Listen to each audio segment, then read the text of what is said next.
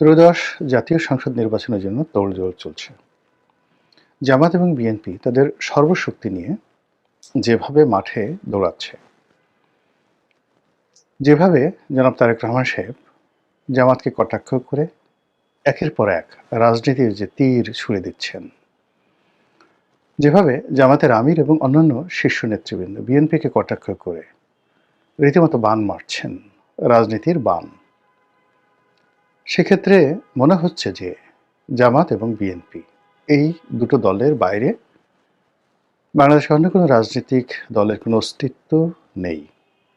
আওয়ামী লীগ নামের যেটা দল ছিল এবং এই দলের যে সহযোগী অন্যান্য যে সকল দল ছিল রাজনৈতিক সহযোদ্ধা, সেটা জাতীয় পার্টি, যদিও জাতীয় পার্টি এখানে অংশগ্রহণ করছে কিন্তু অনুল্লেখ্য। জাতীয় পার্টির জনাব জি এম কাদেরের অধীনে খুবই খণ্ডিত একটি অংশ। জাসদ, হাসিনামা কিনু, তারপর ওয়ার্কার্স পার্টি এবং অনেকগুলো ইসলামিক দল এবং ব্যক্তি এবং গোষ্ঠী। বলা হয়ে থাকে যে এরা বাংলাদেশের পুরো ভোটের 50% ভোট, এই জোট তারা ওন করে। তো 50% ভোটারকে ভোটের বাইরে রেখে, এখানে ভোটার বললে হবে না, এই ভোটাররা যাদেরকে ভোট দেন বলে বিশ্বাস করা হয় সে সকল রাজনৈতিক দলগুলোকে ভোটের বাইরে রেখে সাধারণ ভোটারদেরকে ভোট কেন্দ্রে আনার যে সুদূর প্রসারী উচ্চাভিলাষী প্ল্যান নিয়ে বর্তমান নির্বাচন কমিশন এবং ডক্টর মোহাম্মদ ইউনূস যে ঝুঁকি নিয়েছেন, সেই ঝুঁকি শেষ পর্যন্ত তাদেরকে কতটা সফলতা দেবে বা কতটা ব্যর্থ দেবে, বা এই ঝুঁকি তাদের জন্য কতটা বিপর্যয় তৈরি করবে, এই বিষয়গুলো নিয়ে কথা বলবো।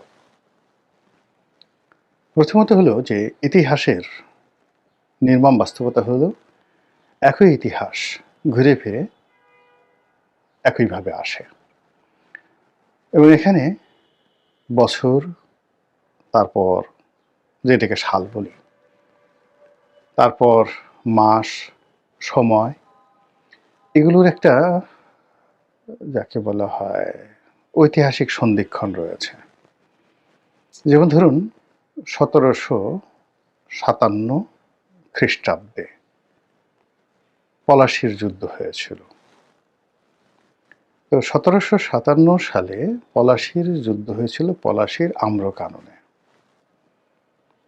আপনি যদি এই 1757 এই সনটির সঙ্গে মিলান, দেখবেন 1857 সালেও বিরাট একটা যুদ্ধ হয়েছিল। আপনি যদি 1857 পরে আবার 1957 সাল ধরেন, 1957 সাল ধরেন, তাহলে দেখবেন যে এই 1957 সনে পুরো পাক ভারত উপমহাদেশে কি ঘটেছিল এবং 1957 সালে এই বাংলাদেশে কি ঘটেছিল, এই পূর্ববঙ্গে ঢাকা শহরে কি ঘটেছিল, মাথা খারাপ হয়ে যাবে। প্রতি 100 বছর পর পর এই ঘটনা ঘটে। আবার পলাশীর যুদ্ধ যে তারিখটিতে ঘটেছিল এবং যে এলাকাতে ঘটেছিল, ওই এলাকাতে গিয়ে দেখেন প্রতি বছর ওই তারিখে ওই মাসে কি সর্বনাশগুলো ঘটে থাকে। এখন পর্যন্ত মুর্শিদাবাদে গিয়ে দেখেন একটা না একটা দুর্ঘটনা ঘটবেই। যেভাবে কালবৈশাখী বৈশাখ মাসে আসে, কোনোদিন জ্যৈষ্ঠী মাসে কালবৈশাখী আসে না। তো সেই যে কালবৈশাখী, এইভাবে ইতিহাসের যে সকল কুফা বলেন, দুর্ঘটনা বলেন, ঘুরে ফিরে আসবেই। বিএনপির জন্য ফেব্রুয়ারি মাস কুফার মাস, জামাতের জন্য ডিসেম্বর মাস কুফার মাস, শনির মাস, শনির দশা। বিএনপির জন্য ফেব্রুয়ারি মাস শনির দশা। আর আওয়ামী লীগের জন্য আগস্ট মাস শনির দশা, রাহুর দশা। ঘুরে ফিরে আগস্ট মাস আসলেই মানে প্রত্যেকটা আওয়ামী লীগের যারা লোকজন আছে তাদের অন্তরটা কাঁপতে থাকে। এবং এটা আজকে থেকে নয়, এই 75-এর 15 আগস্টেরও আগে থেকে অনেক দুর্ঘটনা এই আগস্ট মাসে আওয়ামী লীগের জীবনে ঘটেছে। বিএনপির ক্ষেত্রে ফেব্রুয়ারি মাস, জামাতের ক্ষেত্রে ডিসেম্বর মাস। খুঁজে খুঁজে দেখেন, সে 1947 সাল থেকে জামাতকে খুঁজে খুঁজে দেখেন যে ডিসেম্বর মাসে তাদের জীবনে কী কী ঘটেছে। আচ্ছা, এবার আসি যে আহ, যে নির্বাচনটা হচ্ছে সামনে, সেই নির্বাচনে আওয়ামী লীগ নেই। এখন আওয়ামী লীগ ছাড়া এই নির্বাচনটি কতটা গ্রহণ হবে, কতটা আদরণীয় হবে, কতটা গ্রহণযোগ্যতা পাবে, কতটা স্বীকৃতি পাবে, সেই বিষয়গুলো মোরাললেস ব্যাখ্যা করার দরকার নেই। এটা সারা দুনিয়াতে এটা নিয়ে বিতর্ক হচ্ছে, এবং সরকারের বন্ধু নন, আবার শত্রুও নন। দেশি এবং বিদেশি প্রায় সবাই, সকল সমালোচক সরকারকে বলার চেষ্টা করছে যে একটা ইনক্লুসিভ নির্বাচন যেন তারা অনুষ্ঠান করে, এবং সেই নির্বাচনে রিফাইন্ড আওয়ামী লীগ হোক, সংস্কার করে একটা আওয়ামী লীগ হোক, রিকনসিলিয়েট করা একটি আওয়ামী লীগ হোক, অথবা শেখ হাসিনার নেতৃত্বে আদি এবং আসল একটা আওয়ামী লীগ হোক, তাদেরকে এনে নির্বাচন করুন, এ কথা সবাই বলছে। আর তারা সেই কাজই করছেন যে কাজ আওয়ামী লীগ করেছে, যে কাজ বিএনপি করেছে, যে কাজ এরশাদ করেছে, যে কাজ জিয়াউর রহমান সাহেব করেছেন, এবং স্বয়ং বঙ্গবন্ধু যে কাজগুলো করেছেন। বঙ্গবন্ধুর সবাই বঙ্গবন্ধুকে বুঝিয়েছিল যে ৭৩ সালে যে নির্বাচন হলো, ৪-৫টি সিটে যে র্যাগিং হলো, এটা দরকার ছিল না। সিরাজ শিখদেরকে মেরে ফেলার কোনো প্রয়োজন ছিল না, সবাই কিন্তু তাকে বুঝিয়েছে। তারপর খন্দকার মোশতাককে ভোট র্যাগিং করে হেলিকপ্টারে করে তার ব্যালট বাক্স ঢাকাতে এনে তাকে পাশ করানোর কোনো দরকার ছিল না। তোমারে বধিবে যে গোকুলে বাড়িছে সে, যে তাকে হত্যা করবে তাকে সে নিজের হাতে লালন পালন করে খাইয়ে তাকে এমপি বানিয়ে, মন্ত্রী বানিয়ে তার ঘরের মধ্যে ঢুকিয়ে দিয়েছে। এই হলো নিয়তি। শেখ হাসিনার যে পতন, খুঁজে দেখেন যে কয়টি লোকের কারণে তার পতন ঘটেছে। প্রত্যেকটা লোককে তিনি বিশ্বাস করেছেন, প্রত্যেকটা লোকের প্রতি তিনি আল্লাহকে বাদ দিয়ে সেই লোকগুলোর প্রতি আস্থা স্থাপন করেছেন, এবং সেই লোকগুলোর কারণে আশেপাশে কোনো মানুষ তার ধারে কাছে যেতে পারেনি। লিখে রাখেন, সেটা রাজনীতির ক্ষেত্রে, ব্যবসা বাণিজ্যের ক্ষেত্রে, পরিবারের ক্ষেত্রে, প্রশাসনের ক্ষেত্রে, অন্তত 10টি সেক্টর শেখ হাসিনা তৈরি করে ফেলেছিলেন। সাংবাদিকদের মধ্যে একটা গ্রুপ, ব্যবসায়ীদের মধ্যে একটা গ্রুপ, মিলিটারিদের মধ্যে একটা গ্রুপ, বিচারপতিদের মধ্যে একটা গ্রুপ, উকিলদের মধ্যে একটা গ্রুপ, এরকম অনেক, রাজনীতিবিদদের মধ্যে একটা গ্রুপ, পরিবারের মধ্যে একটা গ্রুপ, এরকম 10টি গ্রুপ তারা তৈরি করে ফেলেছিলেন। এই 10টি গ্রুপ একে অপরের সাথে যোগ সাজস করে রীতিমতো দুর্নীতির একটা পাহাড় গড়ে তুলেছিল, অপকর্মের পাহাড়। তারা শেখ হাসিনাটা খেতেন, শেখ হাসিনাটা পড়তেন, আর অবসর সময় শেখ হাসিনা সর্বনাশের কথা চিন্তা করতেন। কি করে তাকে মারা যায়, কি করে তাকে তাড়ানো যায়, আর কি করে তাকে রোগাক্রান্ত করা যায়। একই ঘটনা 1/11-এর সময় তারেক জিয়া এবং খালেদা জিয়ার জন্য ঘটেছে। আবার একই ঘটনা ডক্টর মোহাম্মদ ইউনূসের ক্ষেত্রেও ঘটছে। ডক্টর মোহাম্মদ ইউনূস যাদেরকে গত 17 মাসে দুধকলা দিয়ে পুষেছেন, যাদের প্রতি বেশি আস্থা স্থাপন করেছেন এবং মনে করেছেন যে এই লোকগুলো যদি তার পাশে থাকে, আগামীতে তিনি 10 বছর ক্ষমতায় থাকতে পারবেন, 50 বছর ক্ষমতায় থাকতে পারবেন, সেই লোকগুলো অনেকেই মনে করছে যে এই বুড়ো মানুষটি যদি পরাজিত হয়, ফেল করে, তাহলে তারা প্রধান উপদেষ্টা হতে পারবে, রাষ্ট্রপতি হতে পারবে, প্রধানমন্ত্রী হতে পারবে। এটাই হলো ক্ষমতার ট্রাজেডি। এনিওয়ে, যেটা বলছিলাম, তো এখানে আওয়ামী লীগকে নিয়ে যে নির্বাচনগুলো হয়েছে স্বাধীন বাংলাদেশে, সেই নির্বাচনগুলো মোটামুটি টিকেছে।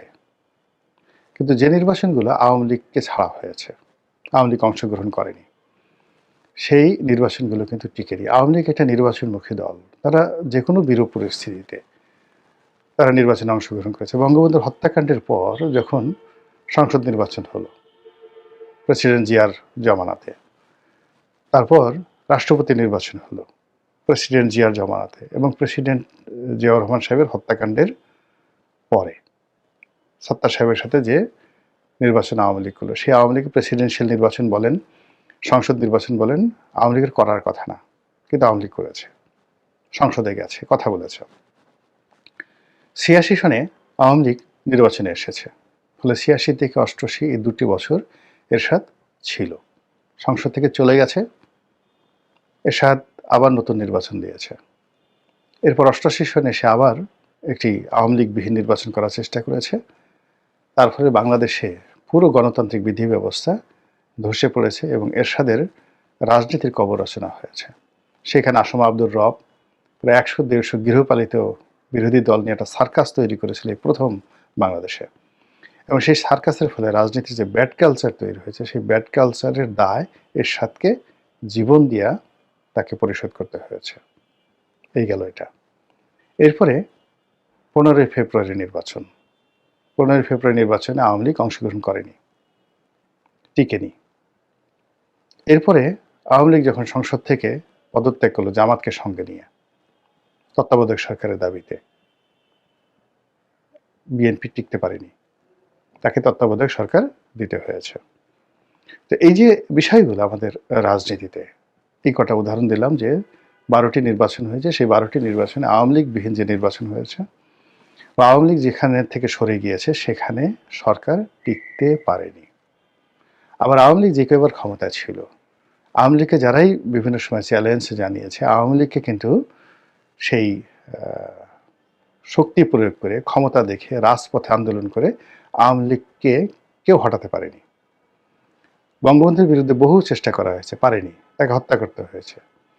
শেখ হাসিনার বিরুদ্ধে বহু চেষ্টা হয়েছে, এবং এটা পরিস্থিতি করে দেশি বিদেশি চক্র দিয়ে তাকে চলে যেতে হয়েছে, কিন্তু তার সাথে কিন্তু পারা যায়নি। কিন্তু আওয়ামী লীগ কি যেটা করেছে সেটা হলো, যাকে যে অবস্থায় ধরেছে তারা তাদের সিংহাসন, তাদের রাজনীতি, ক্ষমতায় যারা আওয়ামী লীগ ছাড়া থাকার চেষ্টা করেছে তাদের জিনা হারাম করে দিয়েছে, জীবন হারাম করে দিয়েছে।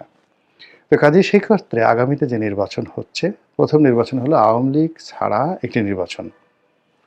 এটি অতীতের যে ধারাবাহিকতা ধরেন, সেই ধারাবাহিকতায় এই নির্বাচন হওয়ার কথা না, টিকার কথা না, এবং এই নির্বাচনের সাথে যারা জড়িত তাদের কারোরই শুভ পরিণতি হওয়ার কোনো সম্ভাবনা নাই যদি অতীতের ইতিহাসের ধারাবাহিকতা থাকে। ইতিহাস যেভাবে বারবার ঘটে সেইটা আপনি যদি চিন্তা করেন। 2 নম্বর হলো যে আপনি বারবার এই জমানাকে ম্যাটিকুলাস বলছেন, ক্যালকুলেশন করছেন, ক্যালকুলাস বলছেন। এটার সঙ্গে আপনি রাজনীতির বিজ্ঞান, ম্যাকিয়াভেলির থিওরি, এরপর আপনি আধুনিক গণতন্ত্রের বিভিন্ন বুলি আওড়াচ্ছেন, ন্যায়, ন্যায় বিচার, গণতন্ত্র, যে কথাগুলো বলছে সেই কথাগুলোর সঙ্গে আওয়ামী লীগের যে বিপুল জনগোষ্ঠী, সেই বিপুল জনগোষ্ঠীকে নির্বাচনের বাইরে, ভোট কেন্দ্রের বাইরে, গণতন্ত্রের বাইরে রাখার চাইতে আর বড় কোনো ঝুঁকি নাই। এই ঝুঁকি এরকম যে আপনি এটি জঙ্গলের মধ্যে অসংখ্য ছিদ্রযুক্ত এটি ঘরে রাত্রি যাপন করবেন, আর সেই ঘরের চারিদিকে হাজার হাজার বিষধর সাপ সেখানে আছে, এবং সেই সাপগুলো অনায়াসে, গর্তগুলো এত বড় যে সেই গর্ত দিয়ে বা ছিদ্র দিয়ে অনায়াসে সাপগুলো ঢুকে যেতে পারে। তো আপনি শুধু এই আশঙ্কা নয়, আপনি যখন শুতে যাবেন ঠিক সেই সময়টাতে আপনি দেখলেন ছিদ্র দিয়ে চারিদিকে হাজার হাজার সে বিষাক্ত কালনাগিনী ফোঁসফাঁস শব্দ করছে, আর এই অবস্থাতে আপনি যদি নীরবে ঘুমানোর চেষ্টা করেন, লোকজন আপনাকে কি বলবে বলেন? এখন এই বাংলাদেশে আওয়ামী লীগের 15 বছরের সন্ত্রাসের অভিজ্ঞতা, 15 বছরের অস্ত্র, গোলাবারুদ, 15 বছরের অর্থবিষ্ট টাকা, তার সঙ্গে ভারতের একছত্র আধিপত্য, সমর্থন, কূটনীতি, চালাকি, ফজলামো, দুষ্টামি, সব কিছু আওয়ামী লীগের পক্ষে। সেটাকে আপনি বাইরে রেখে আপনি চোখ বুজে 12 তারিখে চমৎকার একটি নির্বাচন করে সারা পৃথিবীকে চমকিত করার জন্য যে চেষ্টা করছেন। বিজ্ঞান বলে পৃথিবী চমকিত হয়তো হবে, হয়তো হবে না, কিন্তু যারা আয়োজন করছেন আমি নিশ্চিত, যদি বিজ্ঞান ঠিক থাকে, যদি অঙ্ক ঠিক থাকে, যদি কেমিস্ট্রি ফিজিক্স ঠিক থাকে, যদি প্রকৃতির আইন বলবৎ থাকে, যদি মানুষের কমন সেন্স ঠিক থাকে, তাহলে যারা এই নির্বাচনে যাচ্ছেন প্রার্থী হিসেবে, রাজনৈতিক দল হিসেবে যারা এটি আনন্দ উৎসাহের সঙ্গে উদযাপন করছেন, সরকার যারা এই নির্বাচন পরিচালনা করছেন, নির্বাচন কমিশন সহ, তারা সবাই এতটা চমকিত হবেন, এতটা যাকে বলা হয় আশ্চর্য হবেন এবং এতটা স্মৃতি কাতর হয়ে পড়বেন, এতটা আফসোস তারা করবেন, সেই আফসোস দেখার জন্য পৃথিবীর কারা কারা ছুটে আসবে, কারা কারা সান্ত্বনা দিতে আসবে